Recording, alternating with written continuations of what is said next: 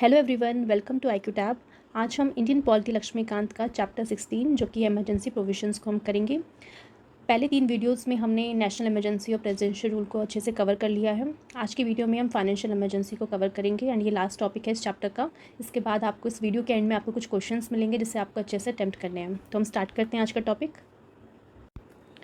तो सबसे पहले हम डिस्कस करेंगे कौन कौन से ग्राउंड्स है जिसके बेसिस पे फाइनेंशियल इमरजेंसी को लगाया जा सकता है। तो हमारे कॉन्स्टिट्यूशन के अंदर आर्टिकल 360 है जो कहीं ना कहीं पावर करता है प्रेसिडेंट को कि वो फाइनेंशियल इमरजेंसी लगा सकते हैं अगर उन्हें लगता है कि सिचुएशन इस तरीके की है और वो सेटिस्फाइड है कि हाँ, इस टाइम पे हमारी कंट्री के अंदर फाइनेंशियल इंस्टेबिलिटी चल रही है या फिर जो क्रेडिट है इंडिया का कहीं ना कहीं उसमें इफेक्ट आ रहा है। पूरे के पूरे इंडिया में उसका इफेक्ट देखने को मिल रहा है, फिर किसी एक पर्टिकुलर टेरिटरी में उसकी बेसिकली फाइनेंशियल स्टेबिलिटी नहीं है। तो उस कंडीशंस को देखते हुए जो है प्रेसिडेंट जो है वहाँ पे फाइनेंशियल इमरजेंसी लगा सकते हैं। यानी कि फाइनेंशियल इमरजेंसी चाहे तो पूरे के पूरे कंट्री में लगा दो या फिर किसी पर्टिकुलर पार्ट में आप लगा सकते हो। ठीक है, तो ये पावर किसके पास है? हमारे प्रेसिडेंट के पास है। देन यहाँ पे बोला गया है कि जो 38th अमेंडमेंट एक्ट आया था 1975 में, तो ये अमेंडमेंट हमने पहले भी डिस्कस कर रखी है, जहाँ पे बोला गया था कि प्रेसिडेंट के द्वारा जब भी इमरजेंसी को डिक्लेयर किया जाएगा, चाहे वो फाइनेंशियल इमरजेंसी की बात करते हैं हम अभी, तो उस टाइम पे जो भी उनका सेटिस्फेक्शन है, जो भी रीज़न है उनका कि जिस बेसिस पे फाइनेंशियल इमरजेंसी लगा रहे हैं, तो वो डिसीजन कहीं ना कहीं फाइनल होगा, कंक्लूसिव होगा। और कोई भी कोर्ट जो है, कोई भी जुडिशरी उसको क्वेश्चन नहीं कर सकती कि आपने इस बेसिस के ऊपर फाइनेंशियल इमरजेंसी क्यों लगाया। तो हमने डिस्कस किया था तब भी कि कांग्रेस गवर्नमेंट थी उस टाइम पर, वो कहीं ना कहीं चाहती थी किस तरीके से जो है प्रेसिडेंट के द्वारा जो है जब भी इमरजेंसी घोषित की जाएगी तो जुडिशरी बेसिकली कहीं उसे नल एंड वॉइड ना कर दे या फिर उनसे क्वेश्चन ना करने लग जाए, इसलिए इन्होंने पहले ही अमेंडमेंट करके कॉन्स्टिट्यूशन के अंदर ये प्रोविजन डाल दिया। बट हम देखते हैं बाद में 44th अमेंडमेंट एक्ट आया था जिसने इस प्रोविजन को कहीं ना कहीं डिलीट कर दिया और बोला ये कि जो प्रेसिडेंट के द्वारा जो भी सेटिस्फेक्शन है उनकी सेटिस्फेक्शन को हम जुडिशियल रिव्यू के अंदर लेके आएंगे। यानी कि अगर मान लेते हैं कि प्रेसिडेंट के द्वारा जो भी रीजंस दिए गए हैं अगर वो फैक्ट बेसिस पे सही है तो वहाँ पे इमरजेंसी लग सकती है। अगर वो इररिलेवेंट फैक्ट उन्होंने पेश किए हैं या फिर कुछ मेलिफाइड रीजंस उन्होंने दिए हैं तो उस बेसिस पे हमारी जुडिशरी चाहे तो वहाँ पे उसको नल एंड वॉइड कर सकती है। नेक्स्ट हमारा टॉपिक है कि पार्लियामेंट्री अप्रूवल को लेना है ज़रूरी है फाइनेंशियल इमरजेंसी में। ठीक है, तो जब भी प्रोक्लेमेशन इस तरीके से प्रेसिडेंट लेके आएंगे कि भाई फाइनेंशियल इमरजेंसी लगानी है तो उस प्रोक्लेमेशन को अप्रूव करवाना ज़रूरी है दोनों ही हाउसेस से, चाहे वो लोकसभा हो या राज्यसभा हो। अब आपको टाइम पीरियड याद रखना है कि यहाँ पे 2 महीने का टाइम दिया गया है। ठीक है, तो हमने नेशनल इमरजेंसी में देखा था, अगर आपको याद रखने का सिंपल तरीका है कि आप कंपेयर करते हुए चलना। नेशनल इमरजेंसी में जो टाइम था 1 मंथ का था, प्रेसिडेंशियल रूल में ये टाइम 2 मंथ का था और फाइनेंशियल इमरजेंसी में टाइम 2 मंथ का है। ठीक है, तो यहाँ पे आपका एग्जामिनर आपको कंफ्यूज कर सकता है, तो इन छोटी छोटी चीज़ों को आपको ध्यान में लेते हुए चलना है। ठीक है, तो यानी 2 महीने के अंदर लोकसभा राज्यसभा से अप्रूव करवाना ज़रूरी है, तब भी फाइनली वो जो इमरजेंसी लगाई गई है वो बेसिकली कंटिन्यू रह पाएगी। नेक्स्ट यहाँ पे बोला गया है कि अगर मान लेते हैं कि जो फाइनेंशियल इमरजेंसी को लगाया जा रहा है उस टाइम पर अगर हमारी लोकसभा नहीं है या फिर लोकसभा डिसॉल्व हो रही है तो उस टाइम पे फिर कैसे अप्रूवल लिया जाएगा। तो सिमिलर कंडीशन है कि जो प्रेसिडेंट है क्या करेंगे, ऑब्वियसली लोकसभा भले ना हो पर राज्यसभा होगी, अगर राज्यसभा के द्वारा अप्रूवल मिल जाएगा तो उसको लगा दिया जाएगा फाइनेंशियल इमरजेंसी को एंड वेट किया जाएगा कि जब तक न्यू लोकसभा पावर में ना आ जाए। और जैसी न्यू लोकसभा आ जाएगी तो जब भी उसकी फर्स्ट सिटिंग होगी तो फर्स्ट सिटिंग के जो 30 दिन के अंदर जो है न्यू लोकसभा से अप्रूवल मिलना ज़रूरी है। ठीक है, अगर अप्रूवल मिल गया तो उसको कंटिन्यू कर सकते हैं, अगर अप्रूवल नहीं मिला तो वो इमरजेंसी जो वहीं पे ख़त्म हो जाएगी। ठीक है, बट आपको याद रखना ज़रूरी है कि मीन टाइम पे राज्यसभा का अप्रूवल मिलना ज़रूरी है, जब लोकसभा सेशन में ना हो या फिर लोकसभा डिसॉल्व हो रही हो उस टाइम पे।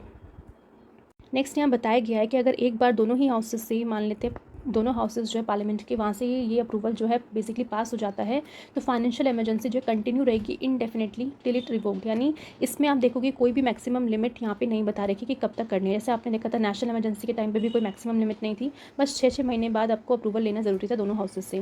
फिर हमने प्रेसिडेंशियल रूल देखा, तो प्रेसिडेंशियल रूल में आपने देखा था कि वहाँ पे मैक्सिमम लिमिट तय करके रखी थी 3 साल की। ठीक है, और वहाँ पे भी आप देखोगे कि पीरियोडिकल आपको अप्रूवल लेने की ज़रूरत थी। अब हम बात करें फाइनेंशियल इमरजेंसी की, तो फाइनेंशियल इमरजेंसी में आपको कोई भी मैक्सिमम लिमिट आपको देखने को नहीं मिलेगी, यानी वो कितने भी टाइम तक इसको आप चला सकते हो। और एक बार अगर आपने उसको रिवोक करने का रेजोल्यूशन पास कर दिया, फिर प्रेसिडेंट ने उसको बेसिकली इमरजेंसी को ख़त्म करने के लिए प्रोक्लेमेशन लेके आ गए, तभी जाके जो है इस फाइनेंशियल इमरजेंसी को रोका जा सकता है, अदरवाइज इसको नहीं रोका जा सकता। ठीक है, तो यहाँ पे हमने फर्स्ट कंडीशन देख ली कि there is no maximum period prescribe for it operation. Then यहाँ पे बोला गया है कि repeated parliamentary approval is not required for its continuation. तो ये वाला फैक्ट काफ़ी न्यू है, क्योंकि हमने देखा था कि नेशनल इमरजेंसी हो या प्रेसिडेंशियल रूल हो, दोनों ही केसेस में अगर आपको कंटिन्यू करना है तो आपको पार्लियामेंट्री अप्रूवल की टाइम टू टाइम ज़रूरत होगी। बट फाइनेंशियल इमरजेंसी के टाइम पे आपको पार्लियामेंट्री अप्रूवल की ज़रूरत नहीं है बार बार, एक बार बस आपको प्रूफ लेना पड़ेगा जब आप फर्स्ट टाइम जो है उस इमरजेंसी को बेसिकली लगा रहे हो, तो उस प्रोक्लेमेशन के लिए आपको उसको अप्रूवल लेना पड़ेगा दोनों हाउसेस से। उसके बाद कंटिन्यू हमेशा रहेगी और बार बार आपको जो है अप्रूवल लेने की ज़रूरत नहीं है। देन यहाँ पे बताया गया है कि जो भी रेजोल्यूशन को अप्रूव किया जाएगा फाइनेंशियल इमरजेंसी का, वो दोनों ही हाउसेस से पास होना चाहिए बाय सिंपल मेजॉरिटी। ठीक है, तो आप याद रखना यहाँ पे सिंपल मेजॉरिटी की बात की गई है। अगर हम बात करते हैं नेशनल इमरजेंसी की, तो नेशनल इमरजेंसी में अगर आपको याद होगा तो दोनों ही टाइम पे, यानी फर्स्ट टाइम पे जब आप उसको लगा रहे हो तो भी स्पेशल मेजॉरिटी चाहिए, सेकंड टाइम मतलब जब आप उसको बार बार कंटिन्यू करें तो भी स्पेशल मेजॉरिटी चाहिए। प्रेसिडेंशियल रूल की बात करें तो आपको सिंपल मेजॉरिटी में हो जाएगा। सिमिलरली आपने फाइनेंशियल इमरजेंसी में देखा कि आपका सिंपल मेजॉरिटी में इसको बेसिकली फर्स्ट टाइम जब आपको उसको प्रोक्लेमेशन को अप्रूव करना है तो सिंपल मेजॉरिटी की ज़रूरत है। तो सिंपल मेजॉरिटी क्या है यहाँ पे? Majority of members of that house present in voting, यानी जो भी मेंबर्स प्रेजेंट हैं और जो वोट करना चाहते हैं उनकी मेजॉरिटी बेसिकली देखी जाएगी। देन यहाँ पे बताया गया है कि जो भी प्रोक्लेमेशन ऑफ फाइनेंशियल इमरजेंसी में भी रिवोक्ड, यानी जो भी प्रोक्लेमेशन किया गया था फाइनेंशियल इमरजेंसी लगाने का, उसको रिवोक कौन कर सकता है? प्रेसिडेंट कर सकते हैं एट एनी टाइम, यानी किसी भी टाइम अगर प्रेसिडेंट को लगता है कि अब सिचुएशन ठीक हो चुकी है तो वो बेसिकली एक प्रोक्लेमेशन को निकालेंगे एंड उस प्रोक्लेमेशन के थ्रू वो उस फाइनेंशियल इमरजेंसी को एंड कर देंगे। और ये जो प्रोक्लेमेशन निकाला जाएगा उसके लिए भी कोई पार्लियामेंट्री अप्रूवल की ज़रूरत नहीं है। प्रेसिडेंट जब भी चाहेंगे तभी वो उस प्रोक्लेमेशन को निकाल के फाइनेंशियल इमरजेंसी को ख़त्म कर सकते हैं। नेक्स्ट हम देखते हैं कि किस तरीके से अगर फाइनेंशियल इमरजेंसी लगाई जाती है तो उसका क्या क्या इफेक्ट देखने को मिलता है। तो यहाँ पे वही बताया क्या कि कॉन्सिक्वेंसेज होंगे अगर प्रोक्लेमेशन किया जाएगा फाइनेंशियल इमरजेंसी का। तो सबसे पहला इफेक्ट हम देखेंगे कि जो एग्जीक्यूटिव अथॉरिटी है सेंटर की, वो एक्सटेंड करेगी, मतलब जो मेन पावर है किस तरीके से स्टेट फाइनेंस को कंट्रोल करता है वो पावर कहीं ना कहीं हमारे सेंटर के पास आ जाएगी। और सेंटर क्या करेंगे? बेसिकली डायरेक्शंस देंगे, किसको? स्टेट्स को डायरेक्शन देंगे कि भाई आपको जो भी फाइनेंसेस है जो आपकी स्टेट में उसको इस तरीके से यूज़ करना है, इस सेक्टर में यूज़ करना है, या फिर आपको फालतू खर्चा नहीं करना बिकॉज ऑब्वियसली फाइनेंशियल इमरजेंसी लग रखी है। ठीक है, सेकेंड वो डायरेक्शंस दे सकते हैं कि to any state as the president may deem necessary and adequate for the purpose, यानी कि वो सारी डायरेक्शंस सेंटर के द्वारा दी जा सकती है जो प्रेसिडेंट को लगता है कि उस समय ज़रूरी है या फिर उस पर्टिकुलर सिचुएशन के लिए काफ़ी ज़्यादा ज़रूरत है उस डायरेक्शंस को देना। ठीक है, तो वो डायरेक्शन जो है स्टेट को दे सकते हैं और स्टेट को वो डायरेक्शंस फॉलो करनी पड़ेगी सेंटर की, उससे मना नहीं कर सकते वो। नेक्स्ट हम देखेंगे, यहाँ बोला गया है कि एनी सच डायरेक्शन में इंक्लूड अ प्रोविजन रिक्वायरिंग पहला reduction of salaries and allowance. ठीक है, तो डायरेक्शन जैसे कि हमने बात की डायरेक्शन देना है, तो डायरेक्शन में क्या क्या चीज़ें इंक्लूड होगा? पहला कि यहाँ पे सेंटर चाहे तो बोल सकता है स्टेट गवर्नमेंट को कि आपको सैलरीज या फिर जो भी अलाउंसेस है आपके एम्प्लॉयज़ के, यानी जो भी स्टेट गवर्नमेंट में काम करते हैं तो उनकी सैलरीज को कुछ कम करना है या फिर जो भी उनके अलाउंसेस वगैरह होते हैं उनको आपको रिड्यूस करना है, तो वो सारी चीज़ें वो कहने को बोल सकते हैं। साथ ही साथ कि जो रिजर्वेशन होता है मनी बिल का, ठीक है, कि जो भी मनी बिल वगैरह जो है मतलब जो लेजिस्लेचर है स्टेट का, तो वहाँ पे अगर मान लो मनी बिल पास किया जाता है तो उसको रिजर्व कर दिया जाएगा, मनी बिल हो या फिर कोई भी फाइनेंशियल बिल हो तो उसको रिजर्व कर दिया जाएगा किसके लिए? प्रेसिडेंट की कंसिडरेशन के लिए after they are passed by the legislature of the state, यानी जैसे ही स्टेट लेजिस्लेचर से वो मनी बिल या फिर फाइनेंशियल बिल को पास किया गया।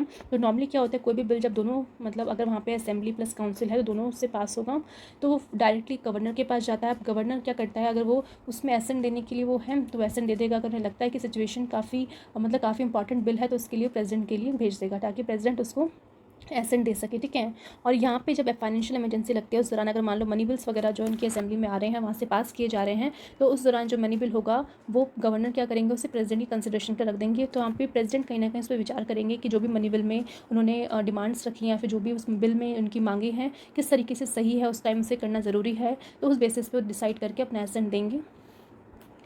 ठीक है, नेक्स्ट यहाँ पे बोला गया है कि प्रेसिडेंट जो है वो इशू कर सकते हैं direction for the reduction of salaries and allowance, किस किस की सैलरी और अलाउंस को कम करने का डायरेक्शन प्रेसिडेंट देंगे। पहला ऑल या फिर any class of a person serving of the union, मतलब कोई या तो सारी की सारी जो भी क्लासेस हैं यानी group A group B group C के जो लोग हैं जो गवर्नमेंट सर्विसेज में जो सेंट्रल सर्विसेज में काम करते हैं, ठीक है, या फिर कुछ पर्टिकुलर सेक्शन क्लास के लोग जो यूनियन को सर्व करते हैं तो उनकी सैलरीज अलाउंसेस को कम करने की डायरेक्शन हमारे प्रेसिडेंट दे सकते हैं।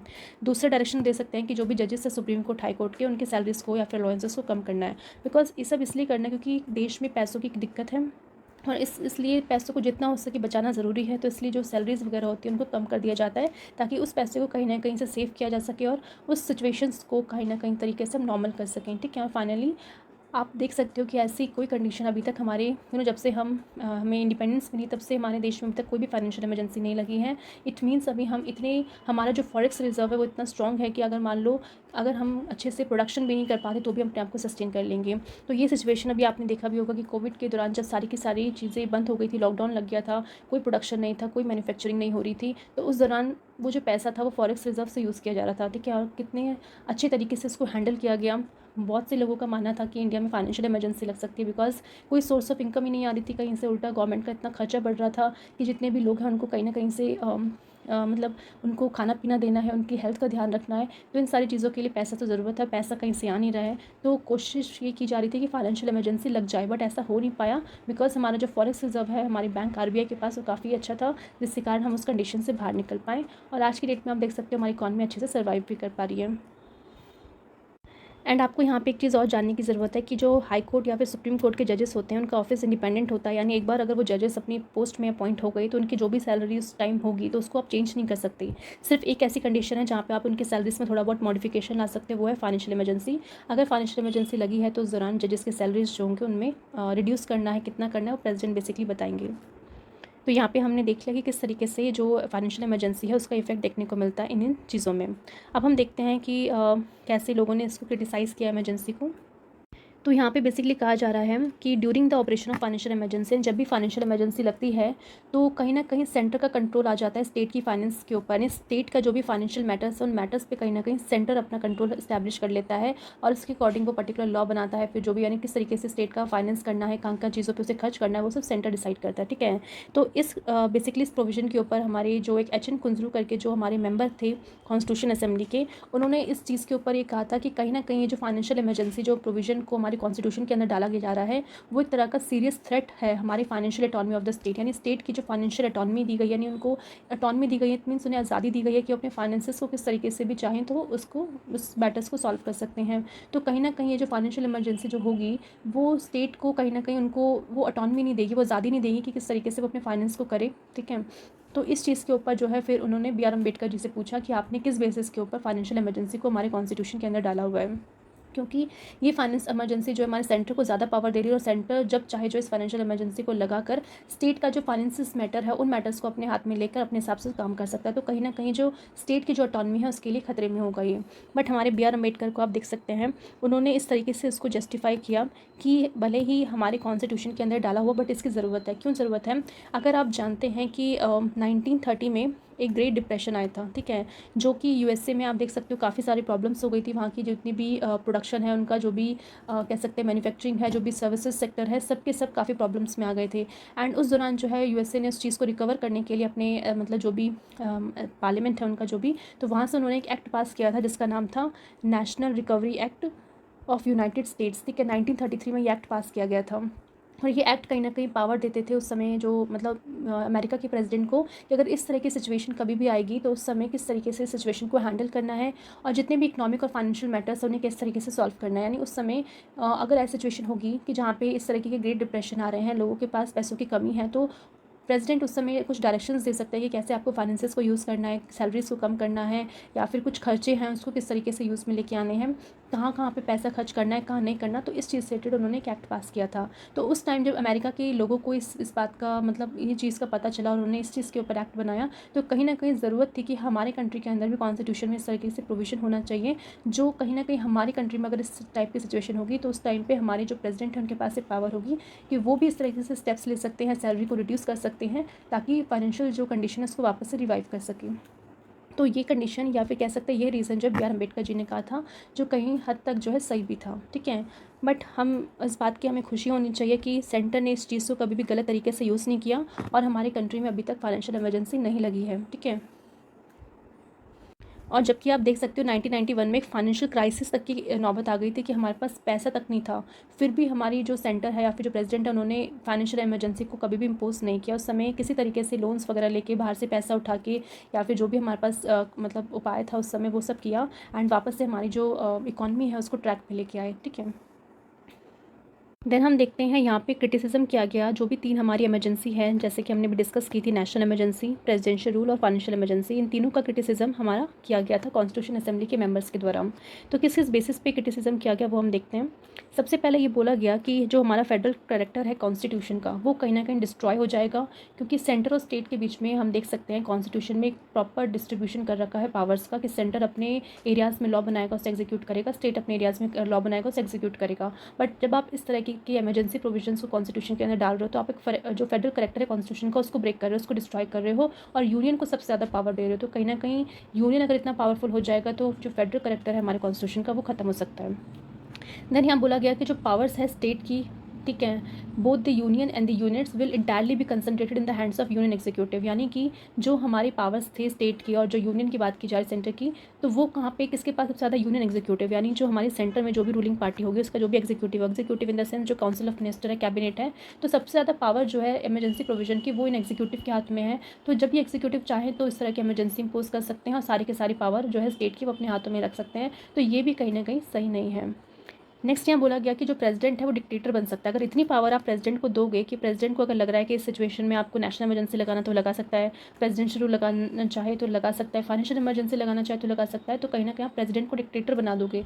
बट हम भी ये जानते हैं कि प्रेसिडेंट तो सिर्फ एक नॉमिनल एग्जीक्यूटिव होते हैं, जो रियल एग्जीक्यूटिव होते हैं तो वो आपके तो पीएम यानी प्राइम मिनिस्टर और उनकी काउंसिल ऑफ मिनिस्टर होती है। तो आप एक तरह से ये नहीं कह सकते कि प्रेसिडेंट यहाँ डिक्टेटर बनेगा। प्रेसिडेंट के बिहाफ में जो काम कर रहे हैं काउंसिल ऑफ मिनिस्टर वो डिक्टेटर बन सकते हैं इसमें, ठीक है। देन यहाँ पे बोला गया है कि जो फाइनेंशियल अटॉनमी है स्टेट की वो नलीफाइड हो जाएगी, यानी जो अटॉनमी जो आज़ादी आपने फाइनेंसिस की दी थी स्टेट को वो कहीं ना कहीं खतरे में आ जाएगी। और आप सोच सकते हो अगर कोई भी स्टेट है वो अपने आप पैरों पे खड़ा है जस्ट बिकॉज उसके पास फाइनेंसिस है।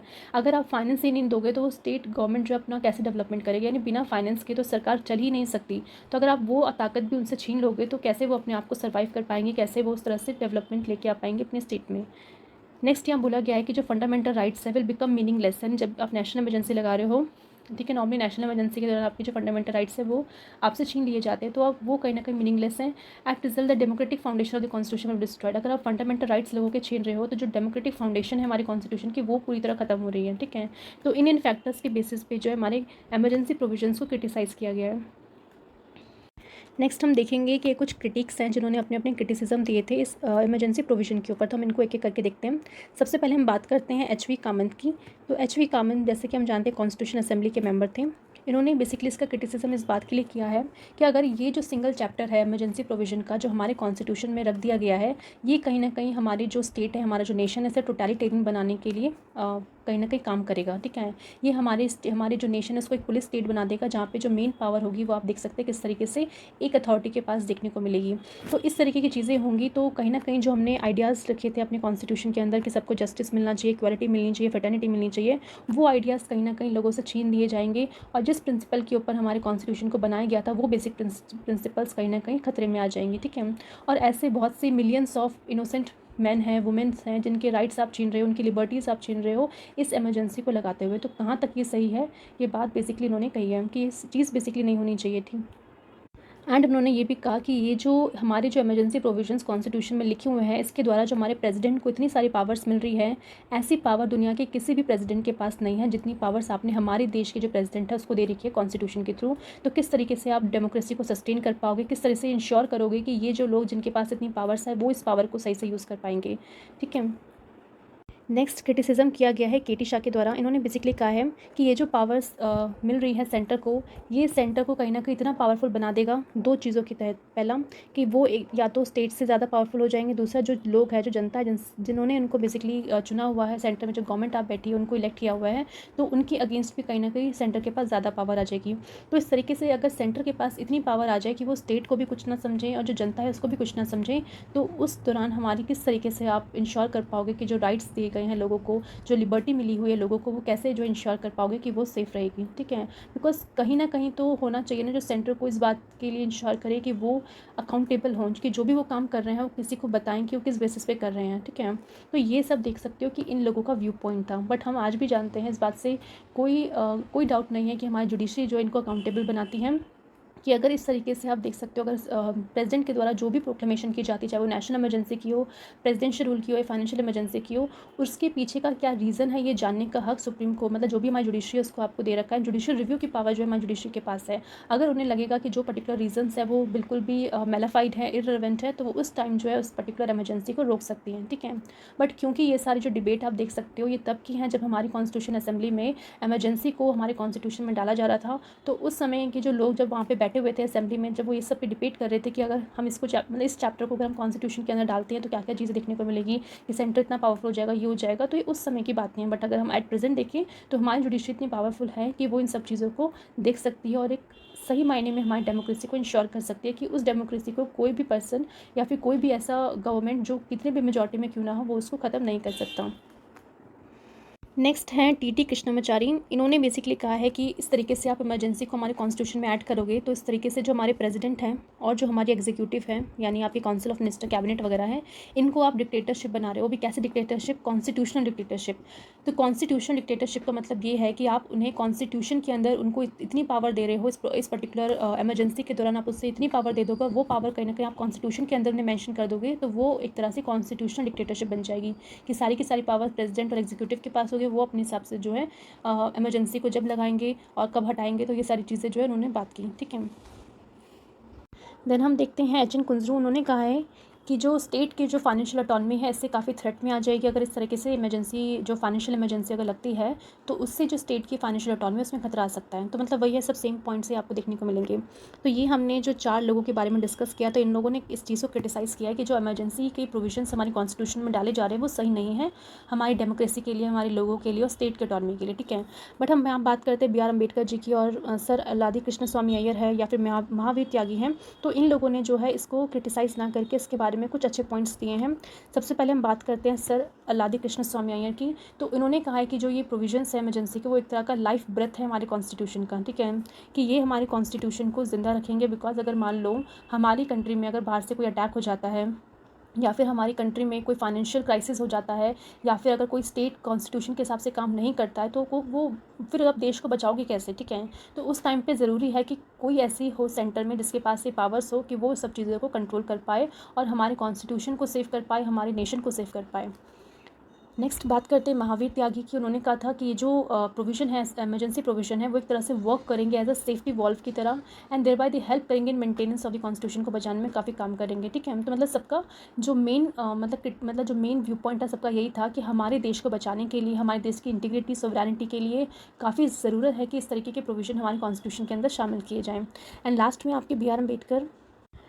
तो बी आर अम्बेडकर जी का भी यही कहना है कि ये सारे जो प्रोविजंस डाले गए हैं उनके पीछे का रीज़न उन्होंने ये बोला कि हाँ, मैं एक्सेप्ट करता हूँ कि पॉसिबिलिटी है कि सारे के सारे जो प्रोविजंस लिखे हुए हैं उसका मिसयूज़ हो सकता है, कि कोई भी गवर्नमेंट चाहे तो वो इस चीज़ का मिसयूज़ कर सकती है। इसमें कोई डाउट नहीं है, इसकी पॉसिबिलिटी है। ठीक है, अम्बेडकर जी ने भी इस चीज़ को एक्सेप्ट किया है, बट वो एक चीज़ को डिनाई नहीं कर सकते कि भले ही पॉसिबिलिटी हो कि उसका मिसयूज़ हो, बट उससे भी ज़्यादा इंपॉर्टेंट ये है कि हमारी कंट्री को ऐसी सिचुएशन पर बचाना है। और क्योंकि हमारी कंट्री को ऐसी सिचुएशन बचाना ज़रूरी है, इसलिए बहुत इंपॉर्टेंट है कि ये सारे के सारे आर्टिकल्स जो हमारे कॉन्स्टिट्यूशन के अंदर मेंशन हो एंड उसके थ्रू जो भी पावर प्रेसिडेंट को या फिर एग्जीक्यूटिव को दी जा रही है वो यहाँ पे उनको दी जाए, सो दैट वो उस कंडीशंस को नॉर्मलाइज कर सकें, वापस से जो भी गवर्नमेंट है उसको रिस्टोर कर सकें। ठीक है, एंड लास्ट में मैं यही कहूँगी कि हमारी जुडिशरी पे हमें ट्रस्ट रखना चाहिए। वो एक इंडिपेंडेंट बॉडी है, जिस तरीके से वो अपना डिसीजन लेती है और इस सारी चीज़ों को रोकने की कोशिश करती है, तो कहीं ना कहीं हम मान सकते हैं कि हमारी डेमोक्रेसी हो, हमारी इंटीग्रिटी हो, मतलब हमारे नेशन को सिक्योरिटी हो, तो वो कहीं ना कहीं वो इंश्योर करने में हमेशा मदद करेंगे। तो यहाँ पे हमारा जो फाइनेंशियल इमरजेंसी है उसको हमने कवर कर लिया है। ठीक है, नेक्स्ट आप ये देख सकते हैं समरी दी गई है सारे के सारे आर्टिकल्स की। एक बार हम इसको एक बार देख लेते हैं। आर्टिकल 352 में हमने देखा कि कैसे प्रोक्लेमेशन कर सकते हैं इमरजेंसी का। आर्टिकल 353 बात करता है क्या इफेक्ट होगा प्रोक्लेमेशन ऑफ इमरजेंसी, यानी जो भी नेशनल इमरजेंसी लगाई गई है तो उसका क्या क्या इफेक्ट देखने को मिलेगा। हमने देखा था सेंटर स्टेट के रिलेशन में क्या होगा। ठीक है, वो सारी चीज़ें हमने देख ली थी। उसके बाद हमने आर्टिकल 354 की बात करें, इसमें बता रखा है कि application of provisions related to the distribution of revenues while a proclamation of emergency in operation. तो किस तरीके से रेवेन्यू का डिस्ट्रीब्यूशन होगा उसके बारे में आर्टिकल 354 में मेंशन किया गया है। आर्टिकल 355 की बात करें तो ड्यूटी ऑफ द यूनियन की बताई गई है कि ये ड्यूटी है हमारे यूनियन के यानी सेंटर की, वो प्रोटेक्ट करे स्टेट को against external aggression and internal disturbances के। तो यही एक आर्टिकल है जिसके थ्रू हम कह सकते हैं आर्टिकल 355 के मतलब 355 के थ्रू ही हम आर्टिकल 356 को लेके आ सकते हैं। बिकॉज आर्टिकल 355 यहाँ पे सेंटर को ड्यूटी देता है कि आपको इस तरीके से वॉर वगैरह सिचुएशन के टाइम पे आपको स्टेट को बचाना है। एंड क्योंकि आपको स्टेट से बचाना है तो इसलिए आर्टिकल 356 के थ्रू सेंटर के ये सेंटर को कहीं ना कहीं आप ड्यूटी दी गई है कि आपको ऐसी सिचुएशन अगर बनती है कि वो कोई भी पर्टिकुलर स्टेट अगर कॉन्स्टिट्यूशन के हिसाब से काम नहीं कर रहा है या फिर सेंटर की डायरेक्शंस को फॉलो नहीं कर रहा है, तो आपको वहाँ पे प्रेसिडेंशियल रूल लगाना है। ठीक है, तो आर्टिकल 356 से हम देख सकते हो लिखा हुआ है provision in case of failure of constitution machinery in state, वो आर्टिकल 356 के अंदर आती है और आर्टिकल 365 के अंदर आती है कि अगर आप सेंटर के अकॉर्डिंग ना काम करो। ठीक है, तो नेक्स्ट है आर्टिकल 357 बात करता है exercise of legislative powers under proclamation issued under article 356। तो किस तरह से लेजिस्लेटिव पावर को एक्सरसाइज किया जाएगा तो उसके बारे में आर्टिकल 357 में लिखा हुआ है। देन है आर्टिकल 358 जो बात करता है suspension of provision of article 19 during emergency. किस तरीके से आर्टिकल 19 में हमने जो 6 फंडामेंटल राइट किए हैं उसका सस्पेंशन के बारे में बात करता है। आर्टिकल 359 बात करता है suspension of enforcement of the right confirmed by the part third during emergency. तो पार्ट थर्ड आपके मतलब फंडामेंटल राइट है। तो फंडामेंटल राइट में आपका यहाँ पे आपको याद रखना है कि 359 में आपकी फंडामेंटल राइट को सस्पेंशन की बात नहीं कर रहा, उसका इन्फोर्समेंट को सस्पेंशन की बात की जा रही है। यानी कि कोई भी पर्सन के पास राइट नहीं होगा कि वो जुडिशरी के पास जा सके रेमेडी के लिए उस दौरान जब इमरजेंसी लगी हुई है। नेक्स्ट है आर्टिकल 359A की बात करते हैं जिसको रिपील कर दिया गया है, जो बात करता था application of this part two the state of Punjab. फिर आर्टिकल 360 जो कि लास्ट आर्टिकल है जो कि फाइनेंशियल इमरजेंसी के बारे में बात करते हैं।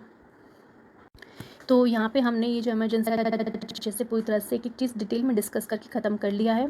आई होप आपको अच्छे से हर एक चीज़ समझ में आ गई हो। अब हम चलते हैं इस चैप्टर से रिलेटेड कुछ MCQs है जिसे आपको अटेम्प्ट करना है। सबसे पहला क्वेश्चन यहाँ पे बताया गया है कि the judgment of SR Bommai versus union of India case जब आया था तो उसने बेसिकली प्रिस्क्राइब किया था to which article of the constitution, मतलब किस आर्टिकल के बारे में उसने बात की थी, तो वो आपको बताना है इनमें से। सेकंड क्वेश्चन है consider the following statement in respect of provision as to financial emergency related. कुछ स्टेटमेंट्स दे रखी हैं, आपको बताना है इनमें से करेक्ट कौन सा है। सबसे पहला पॉइंट उन्होंने बोला है कि proclamation of financial emergency has to be laid before each house of parliament. Next बोला है कि proclamation of financial emergency ceases to operate at the expiration of 6 months unless both the expiration of that period it has been approved by resolution of both houses of parliament।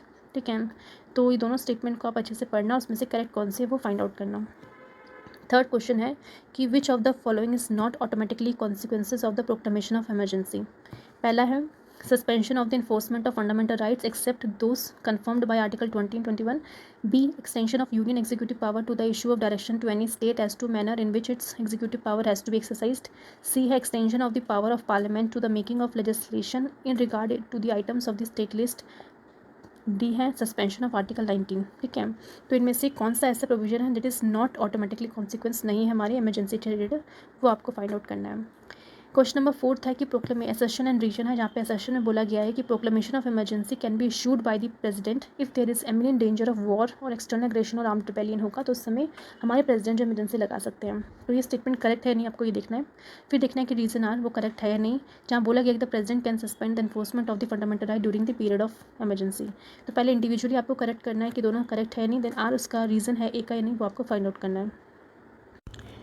Next fifth question है proclamation of emergency under article 352 when Lok Sabha stand dissolve has to be approved by. ठीक है, किसके द्वारा अप्रूव किया जाएगा? पहला Rajya Sabha and then it will continue till the reconstitution of new Lok Sabha which must approve it within 30 days of its first sitting, या फिर new Lok Sabha within 6 months of its constitution, या फिर Lok Sabha in the next session after 6 months, या फिर Rajya Sabha only. Next है six question, जहाँ बोला गया है कि proclamation of emergency by president of India can be made on the written advice of the cabinet only. This provision को कब ऐड किया गया था हमारे कॉन्स्टिट्यूशन में? 44th अमेंडमेंट के द्वारा, 42nd, या फिर बाय द कॉन्स्टिट्यूशन असेंबली के द्वारा in the constitution of India ने ओरिजिनली आपके प्रेजेंट था, या फिर सुप्रीम कोर्ट के द्वारा इन 1975 में। ठीक है, सेवेंथ क्वेश्चन है कि which one of the following is the correct statement. Question पूछा गया है कि the proclamation of emergency in a state under article 356 can continue beyond 1 year if पहला कि the high court of a state certified that the situation in the state is very serious, second the governor of a state certified that the law and order situation is not under control, see the election commission certifies that it is difficult to hold election to the assembly, D the president is certified about the grave situation in the state through independent investigation. At question है if the president of India exercise his power as provided under article 356 of the constitution in respect of a particular state, then पहला बोला गया है कि the assembly of the state is automatically dissolved, B article 19 is suspended in that state, C parliament assume the power to legislate on the subject in the state list, D the president can make laws related to the state. तो इनमें से आपको कोई एक statement जो सही है उसको बताना है। नाइन्थ क्वेश्चन है कि when a proclamation of emergency is issued by the president under article 352 of the constitution, तो क्या होता है? पहला फंडामेंटल राइट्स ऑटोमेटिकली सस्पेंड हो जाते हैं, फ्रीडम जो है under article 19 are automatically suspended and the other fundamental right can be suspended by order of president. C बोला गया है कि the freedom under article 19 are automatically suspended and other fundamental right except those under article 20 and 21 can be suspended by an order of the president. D only the freedom under article 19 are suspended and other fundamental rights can not be suspended. तो आपको इसमें से कोई एक statement बतानी है जो कि सही है। क्वेश्चन नंबर 10 बोला है कि if the president of India exercise his power as provided under article 356 of the constitution in respect of particular state, then पहला कि the assembly of a state is automatically dissolved, B the article 19 is suspended in that state, C parliament assumes the power to legislate on the subjects in the state list, D the president can make laws related to that state.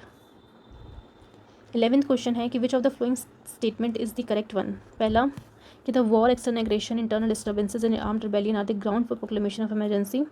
Then the word armed rebellion was replaced by the word war by the 44th Amendment. C. Actual existence of any one or more grounds mentioned in Article 352 is necessary for proclaiming emergency. D. The President proclaim emergency on the basis of a ground mentioned in Article 352 or possibility thereof. तो उसमें से आपको correct statement choose करनी है। Question number 12 assertion reason का assertion बोला गया है कि imminent danger of war, external aggression is not enough for the proclamation of emergency. Reason है कि the proclamation of emergency shall cease to operate at the expiration of 1 month unless approved by the both house of the parliament. तो पहले आपको individually correct देखना है कि सही है नहीं, देन आपको देखना है कि यार उसका एक रीज़न है या नहीं। नेक्स्ट है आपका क्वेश्चन नंबर 13, जहाँ बोला गया है कि the supreme court judgement in SR Bommai versus union of India has been interpreted to mean that the governor can dismiss a council of minister और द चीफ मिनिस्टर। पहला कि at his pleasure on his subjective estimate of the strength of the chief minister in the assembly. Second, when the legislative assembly has expressed its want of confidence in the council of minister. Third, when a measure of the council of minister has been defeated on the floor of the assembly. Fourth, when a censure motion against the council of minister has been rejected in the legislative assembly। तो इनमें से आपको correct statement को बताना है। Next है 14, बोला गया है कि law made by parliament with respect to any matter enumerated in the state list during a proclamation of national emergency, it will cease to have effect in which one of the following condition. पहला, when the proclamation of emergency has ceased to operate. Second, when it is repealed by the parliament. Third, on the expiration of 6 months after the proclamation of emergency has ceased to operate. D, on the expiration of 1 year after the proclamation of emergency has ceased to operate। ठीक है। 15th है कि consider करना है following statement को और इनमें से करेक्ट स्टेटमेंट आपको बतानी है। क्वेश्चन पूछा गया कि proclamation of emergency under article 352 of the constitution of India. पहला, it requires written communication of the union cabinet to the president to that effect. Second, it can be issued for the whole of India और part of. Third, lapse it if it is not approved by both house of parliament within a month. Fourth, it requires a resolution approving the proclamation passed by both House of Parliament only by a majority of the total membership of each house and not less than 2/3 members present and voting. Fifth, once approved by Parliament can last for 6 months। तो आपको correct find out करनी है। 16th है consider करने statement को इनमें से correct choose करना है। पहला, proclamation of emergency is in operation article 359 of the constitution of India does not come into operation till an order is issued by the president specifying the right which are suspended. Second है while a proclamation of emergency is in operation, Article 358 makes the restriction imposed by Article 19 non-existent against the state। Last question है 17, इन सारे statement को consider कर में से correct find out करना है। Question है कि if the financial emergency has been declared by the president under article 360 then its proclamation. पहला, इट मे बी रिवोक्ड और varied by subsequent proclamation. Second, it shall cease to operate at the expiration of 2 months unless before the expiration of that period it has been approved by the resolution of 2 houses of the parliament. तो यही सारे questions आपको अच्छे से attempt करने हैं। अगर आपको कोई भी डाउट हो तो आप प्रीवियस वीडियो को एक बार फिर से सुन सकते हैं, फिर जाके आप इसको अटैम्प्ट करना ताकि आपको ईजिली सॉल्व हो जाए। नेक्स्ट है मेंस के कुछ प्रैक्टिस के लिए क्वेश्चंस हैं। पहला क्वेश्चन देखोगे, एग्जामिन करने को बोला है नेशनल इमरजेंसी ऑफ 1975 में जो नेशनल इमरजेंसी लगी थी उसका इफेक्ट इंडिया की डेमोक्रेसी में किस तरीके से देखने को मिला। और डिस्कस करने को बोला है कॉन्स्टिट्यूशन सेफगार्ड्स क्या हैं that were put in place in its aftermath to prevent the misuse of emergency provision future. यानी क्योंकि 1975 में जो इमरजेंसी लगाई गई थी उसके बाद किस तरीके से कॉन्स्टिट्यूशन में कुछ सेफगार्ड्स किए गए और किस तरीके से ये इंश्योर किया गया कि इमरजेंसी प्रोविजन को आगे जाके जो इसका मिसयूज़ ना हो। तो क्या क्या चीज़ें वो कॉन्स्टिट्यूशन में शामिल की गई तो वो आपको डिस्कस करना है, एग्जामिन करना है। सेकंड क्वेश्चन है कि how does national emergency different है प्रेसिडेंट रूल से, तो वो आपको कमेंट करना है। थर्ड क्वेश्चन में बताना है कि डिस्कस करना है various situation in which proclamation of president rule is made the constitutional and legislative provision to be met before proclamation such rule. ठीक है। फोर्थ है डिस्कस करना है इमरजेंसी प्रोविजंस को enshrined in the Indian constitution have they been the same since beginning, क्या वो जैसे beginning में थे वैसे ही सेम है, उसमें कोई चेंजेस देखने को मिले हैं। ठीक है। इन चारों क्वेश्चंस में से आप जितने क्वेश्चंस अटैम्प्ट कर पाए आप करना, देन आपको कल की वीडियो में इसके सॉल्यूशंस आपको मिल जाएंगे। अगर आपको वीडियो अच्छी लगी हो तो प्लीज़ लाइक कीजिएगा, लोगों के साथ शेयर कीजिएगा एंड इसे सब्सक्राइब कीजिएगा। Thanks for watching.